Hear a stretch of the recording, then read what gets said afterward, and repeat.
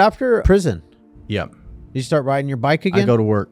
Went to the BMX track day one. Paroled December 13th, 2008. Was at the BMX track by I'm back, noon. bitches. Yeah, and it was crazy, right? Because Were you like 2 years sober too? 2 years sober, Push-ups, burpees, Yep. burpees, doing solid, Thor's hammer lean as and fuck. lean, like better Yeah. than you ever had been? better than I'd ever been, with a brand new state of mind. Sure. And I'm going back to BMX, and I'm not going to take it for granted, right? Yeah. I'm going to be grateful for what I get to do, not what everybody else thinks Sure. they have to do.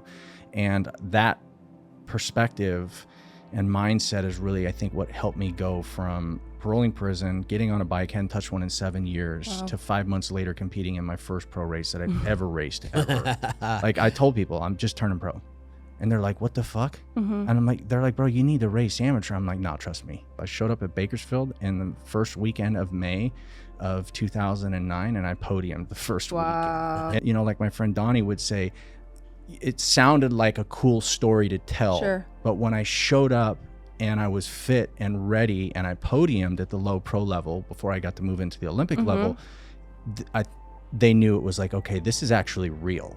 This guy's actually going to come back and try and do this whole Olympic journey thing. I made the $5,000 in that first year being back on the bicycle, and went from the lower pro division to the higher pro division. And that was a challenge. You know, I tell people natural ability will show up in the lower pro levels. And it took me a while to figure out the mental aspect of competing at the highest level. So it wasn't easy for me, but I made 6 finals in the first year of being at the Olympic level, and I blew my knee out, which ended my racing career. And that was when I started pivoting into the direction of the nonprofit organization and really focusing on my speaking and coaching BMX athletes, which is what I ended up going to the Olympics for, was coaching athletes. A lot of us say, we look at our past and we think, how the hell did this person get to this place that owns a treatment center? Or one of my employees, like, I got out of prison and I shouldn't even have a job. It all just, as fast as it went downhill, when I committed to recovery and I committed to just focusing on my potential, drowning out the noise and doing what I was good at,